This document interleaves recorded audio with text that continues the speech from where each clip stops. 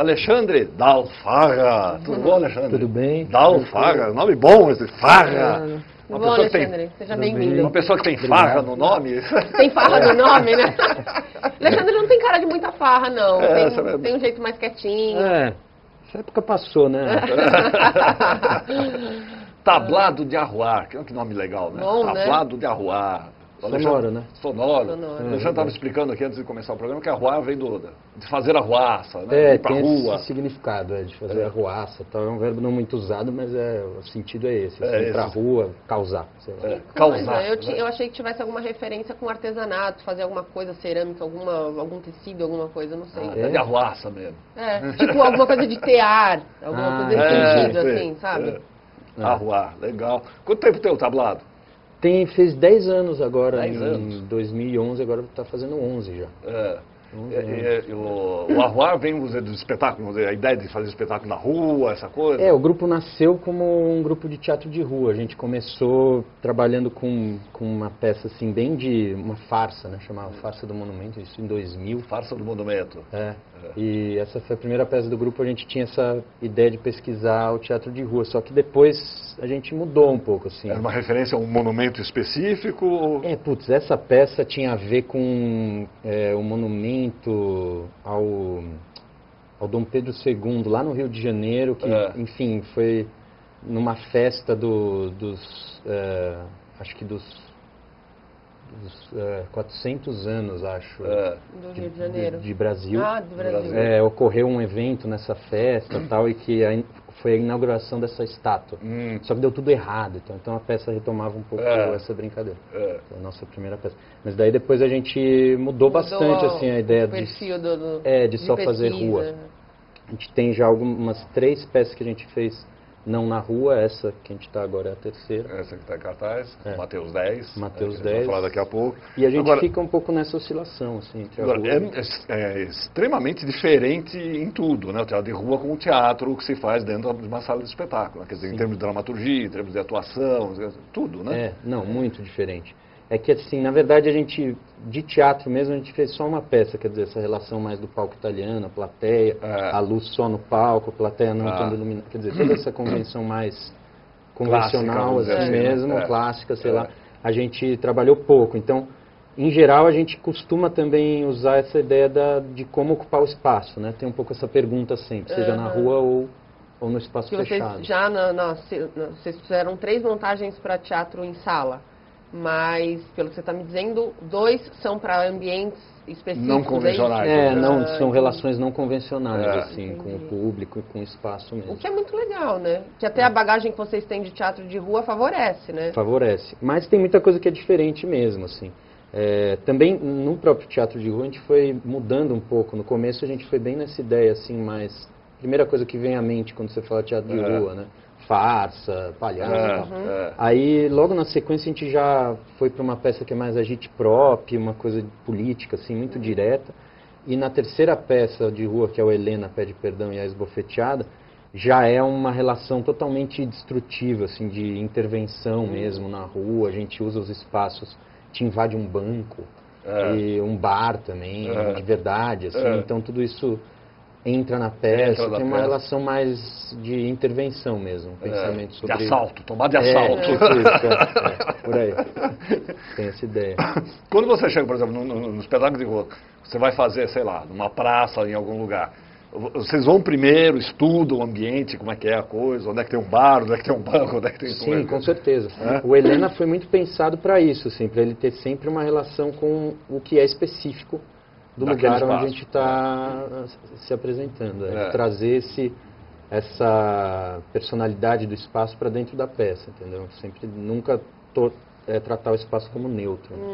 Agora, imagino que isso requer do ator, principalmente, né? Acho que de toda a equipe, mas principalmente do ator, quer dizer, uma disponibilidade, um poder de adaptação, de improvisação muito grande, né? Porque cada espaço é um espaço completo, né? Uma praça, uma rua, um centro, na periferia. Total. Né? Isso foi um treino, assim, acho que até essa primeira peça que eu contei rapidamente, a gente apresentou ela muito no grupo. Então isso também treinou muito os atores nessa relação de o que acontece você tem que trazer para dentro da peça, você não pode negar, né? Passa um ônibus, você não pode ignorar. Você não pode ignorar porque ele ganha, ele sempre ganha. Então, passa uma ambulância. Você tem que trazer para dentro. Então isso também foi mudando, porque no começo também a primeira coisa que você tende a fazer é ser acolhedor, né? Com as coisas que vêm de fora. Então, vem um mendigão lá, começa a falar assim, o que você quer dizer, inclui na peça e tal.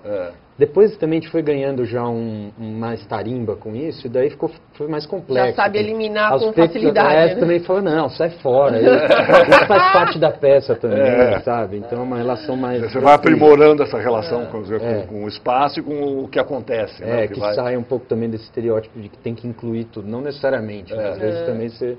Não dá. Assim. E a dramaturgia? Existe uma dramaturgia, vamos dizer, existe uma fórmula, existe um jeito de se fazer dramaturgia para a rua? Então, eu não acredito nisso. Isso também foi um pressuposto assim, do grupo, que a gente sempre trabalhou a dramaturgia e a própria direção de arte, a direção e a interpretação, sem partir do princípio de que a rua traz uma linguagem. Né? Tá. A rua não traz em si uma linguagem, isso é só uma ideia que tem na nossa cabeça. A gente pode fazer o que quiser na rua, então a gente sempre tentou desenvolver uma linguagem específica para cada espetáculo que tem mais a ver com o que a gente está querendo dizer naquele espetáculo do que com o fato de ser rua, entendeu? Tá. Então isso, na verdade... Isso é secundário para você? Aí o que tem os limites, sim, né? Claro. Mas isso é muito concreto, você vai fazendo e vendo o que acontece, não dá para você fazer um monólogo longuíssimo, não dá para você, entendeu? Começar a fazer um texto hiperreflexivo, não dá. Mas isso é muito da relação concreta. A gente existem alguns estereótipos, né? Do tipo, para teatro de rua você tem que repetir a história em cada cena, porque chega o público... Vai chegando gente, né? Tá, pega pela metade e tal. Então, isso tudo existe. Mas a gente uma hora fala, também, e aí? Quem quiser ver, que venha do começo ao fim, sabe? Então a gente também mudou um pouco isso com o tempo. E aí você resolve fazer um espetáculo? Eu vou fazer um espetáculo na Praça do Patriarca. É só chegar e fazer? Ou isso requer autorizações, requer uma burocracia? Por muito tempo houve esse problema de se precisar de autorizações para tudo. Foi muito chato. Agora, recentemente, essa lei mudou. Você não precisa mais de uma autorização, nem sei porquê, mas eu sei que agora a gente vai e faz, assim. Abre a mala, arma tudo e faz. Desde que você não esteja vendendo nada. Tá. Se você está vendendo coisa... já entra no ramo ilegal, comércio. Exatamente. Daí você, que é o grande problema, inclusive... Mas a gente já teve situações de... É o grande problema, inclusive, dos artistas daqui da Paulista, né? O guitarrista que vende seu CD, tá? Vender o CD ele já não pode mais. Não pode, exatamente. A gente já teve problemas há uns 3 anos atrás, mais ou menos, de ser retirado e levarem o nosso cenário enrolado, como se fosse mercadoria. Né? A gente falou, mas a gente não vai vender. Enfim, vendeu o cenário? Era uma época de muita truculência com os camelôs. Eu acho que agora, na verdade, eles já acabaram com os camelôs, então a coisa ficou mais tranquila. Finalmente entenderam o que a diferença, a diferença, né, do teatro pro camelô, acho que eles entenderam. Não sei se entenderam, né? Será que... Acho que não. Acho que é porque tá com menos camelô mesmo. Consegue identificar, talvez. A gente tem um vídeo aí, Lana, com um portfólio dos trabalhos do tablado de Arruá. Vamos botar o vídeo aí, o Alexandre vai mostrando pra gente, vai contando pra gente o que é cada um dos espetáculos, tal, até a gente chegar nesse atual agora. Esse aí é a farsa do monumento, não? Deve ser a farsa do monumento, né? Você Nossa, eu sou míope, deixa eu ver o que é isso. Não, esse é o Movimentos para Atravessar a Rua. Movimentos para Atravessar a Rua. Foi a segunda peça do grupo, é aquela que eu estava dizendo que partiu um pouco do agite próprio, assim. A Rua é um Rio? Essa é A Rua é um Rio, foi 2006. a minha primeira dramaturgia. Foi o seu primeiro trabalho, primeiro texto. Legal. Ela tratava, assim, de uma questão de uma remoção da favela ali para a construção da Avenida Água Espraiada. Sei lá, na Zona Sul. Uma favela gigante ali. Mas vocês apresentavam ali também? Não. Era em outra região. Lá não tem região. mais nada, né? Tem só uma avenida e prédios gigantescos. A farsa no monumento que você estava falando. Essa é a primeira. 2002. Esse foi no Rio de Janeiro, então? Não, na verdade a gente só se baseou naquilo. Você só se baseou naquilo. Ela foi feita aqui. E esse acho que é o Helena. A gente divulgou bastante o Helena aqui o ano passado, quando vocês estavam fazendo umas praças aqui no centro. Isso, então, esse que é o Helena. Esse nome é muito bom, Helena pede perdão e é esbofeteada. Esse é o Quem Vem Lá, foi a nossa primeira peça de palco. De palco espaço fechado, vamos dizer assim. Espaço fechado. Ela era foi baseada no Hamlet. Um pouco desenvolvi um texto a partir do Hamlet. Aham. Isso é a farsa do monumento de novo. Faça o monumento outra vez, né? É uma cena, enfim. O grupo é fixo, mas os atores, os integrantes são fixos. Pensando em grupos assim que eu conheço, é relativamente bastante fixos. Esses último momento em que mudou um pouco a formação faz 7 anos já. Quer dizer, os mais jovens, mais novos, já Estão há estão há 7 7 anos. anos já. Legal. Isso é bom, né? Porque favorece uma construção de uma identidade A própria. gente se conhece muito, né? É muito fácil assim de dialogar, a coisa flui com facilidade. E o próprio aprendizado passa a ser cumulativo, né? Isso. Você não perde a pessoa depois que Exatamente. trabalhou tanto, tal, não sei o quê. Exatamente. Né? E o legal também é que são formações muito diversas lá dentro, né? Isso é uma característica do grupo, assim. Eu, por exemplo, eu fiz música e virei dramaturgo. Tem uma outra atriz, a Lígia Oliveira, que também não fez teatro, fez música e acabou virando atriz. É um grupo que não tem assim uma formação muito Só teatro. e muito da mesma Da escola. mesma área, né? Daí Isso traz Agrega referências coisas, diversas, né? mas o negócio de estar um tempo junto é legal porque já tem um diálogo também entre essas tendências diversas, a gente já se entende bem, assim. Agora vocês estão fazendo Mateus, 10. Isso. Mateus versículo 10, não? É isso? É, isso. Fala um pouco do que trata esse espetáculo que vocês estão fazendo na Casa das Rosas, que é um ambiente fechado. Exatamente. Então, esse espetáculo, um pouco falando aqui, né, continuando nessa conversa da rua, do espaço fechado, ela é uma peça que foi para o espaço fechado de novo, mas numa intervenção que pensa bastante sobre essa ocupação desse espaço, né? É um espaço realmente muito pequeno, na verdade não é nem na Casa das Rosas, é na edícula da Casa das Rosas. Na edícula da Casa das Rosas. Que fica em cima do café. Tem um café, não sei se vocês conhecem o café ali. Em cima desse do café tem uma edícula. Tem uma edícula que é onde moravam os trabalhadores externos da casa. O caseiro, o empregado. Enfim. O jardineiro e o motorista. A empregada morava dentro, eu acho. Se eu não me engano. Não sei como que era direito. Mas daí, então tem uns quartos lá, né? Tem 3 cômodos e a gente anda por esses cômodos. Vocês transitam pelos cômodos. Transitamos o com público eles, segue o público a encenação. E daí, por isso, para criar essa proximidade, né? São cômodos relativamente pequenos. Então eu estou numa relação assim, eu poderia ser o público e você atriz, tipo, vendo muito de perto. Muito próximo do ator. Né, o público faz parte da história, não. praticamente. Então, na verdade, essa é a brincadeira. Na verdade, você vê muito de perto, mas para quem conhece, né, um pouco a terminologia, tem uma quarta parede. Então você não entra na história. O ator de forma alguma olha para você. É como se você fosse testemunha de uma situação, assim, entendeu?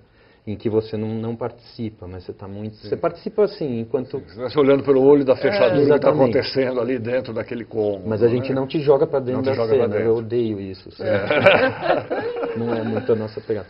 E a peça, então, que nem você falou, né, Mateus versículo 10 mesmo, é um trecho da Bíblia que tem, na verdade, é um trecho relativamente longo, e dentro disso tem lá um momento em que o Mateus diz que Jesus fala que ele não veio trazer a paz, ele veio trazer a espada.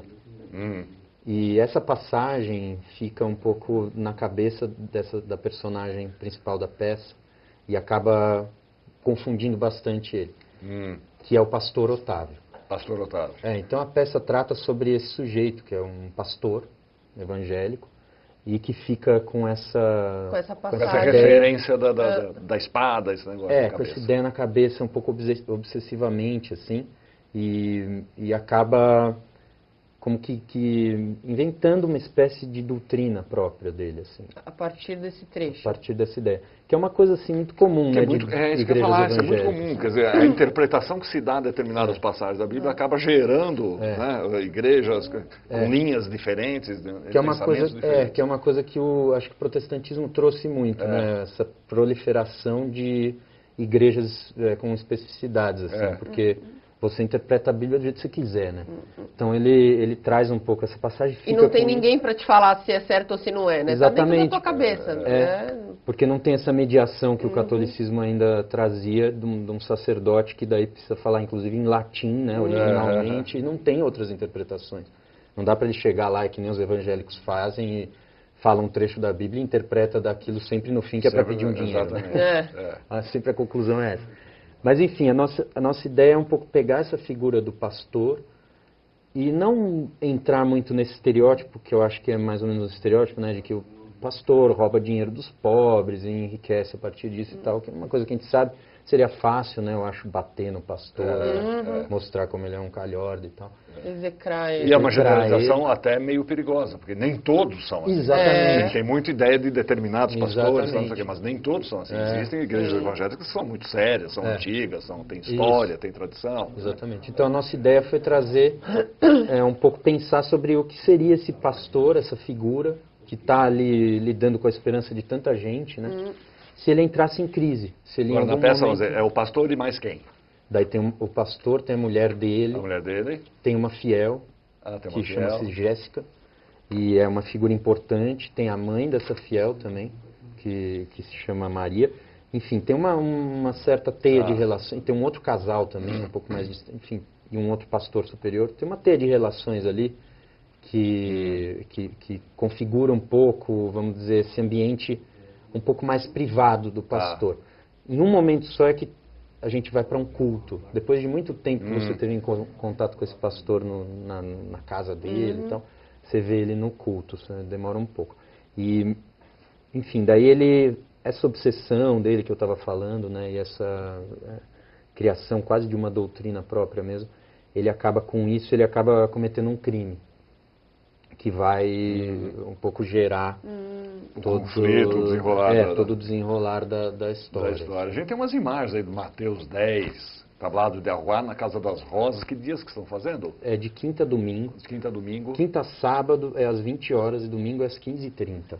Domingo às 15h30. À tarde. Aí são fotografias. Ali é o pastor? Isso, o pastor e a mulher dele, a Olga. Dele? Olga. Isso. Legal. Vai passando as fotos, Lana. E o Alexandre já vai explicando pra gente aqui o que está rolando. Eu acho até que essas fotos são todas deles dois, se eu não me engano. Mas eu não tenho certeza. Nós temos o vídeo, né? Temos o vídeo, Lana. A gente tem vídeo do Mateus. Temos vídeos e as fotos. Então vamos botar os vídeos. O vídeo, né? O vídeo é muito mais legal. O Vocês vídeo mexe, né? o vídeo mexe. Mas vocês vão ver que o vídeo, apesar de ser... Aí. Eu imagino que ele tinha que fazer o espetáculo de quinta a sábado, né? Quinta a domingo. De quinta a domingo, não, mas de quinta a sábado é à noite, domingo é à Isso, tarde. Essa relação da noite para a tarde muda, né? Porque a tarde é o dia, a luz do dia, outra energia, não é? É mesmo, né? Mas só que também, ao mesmo tempo, a gente fecha. A casa, tá. a partir do momento que você entra lá dentro, você perde um pouco o contato com o lado de fora. Só na última cena é que se abre tudo. E nessa última cena, em geral, já está ficando noite. Já está anoitecendo mesmo, né? Entendi. A peça tem quanto tempo de duração? Tem 1h45. 1h40. Mais ou menos. Tá. E aí, o público fica em pé, ele acompanha em pé? Não, fica sentado. Tem as cadeirinhas. Cabe as cadeirinhas nesses cômodos pequenos. Não, porque a nossa ideia é o público ver com tranquilidade, não pode, entendeu? Ficar não, mas o grupo também é bem pequeno, né, de espectadores. Eu estava vendo aqui, são 10 espectadores. Pessoas. São 10 pessoas. Justamente para criar essa relação de proximidade tão radical, né, que eu estava falando, de ver muito de perto, a gente reduziu bastante o público, assim. Isso é muito... Olha, ele está enchendo uma coxinha de galinha? Na cara da frango, né? Na cara da mulher. O que está acontecendo nessa hora, Alexandre? Então, essa cena é bem... Acho que é uma cena, assim, central da peça. Foi até a primeira que a gente começou a criar, embora não seja a primeira do espetáculo. E ela é um pouco assim, o pastor, ele chega em casa, né, e ele vai jantar. Coisa que ele faz todo dia. Só que um pouco essa crise que eu estava descrevendo para vocês, a ideia é assim, é como se esse próprio jantar tivesse de alguma forma perpassado por uma ordem da vida dele, que ele está pondo em dúvida. Então ele senta e ele vai começar a comer aquele frango, e ele se pergunta, sabe, nossa, mas por quê? Por que eu vou comer esse frango? Por que eu estou com a minha mulher aqui?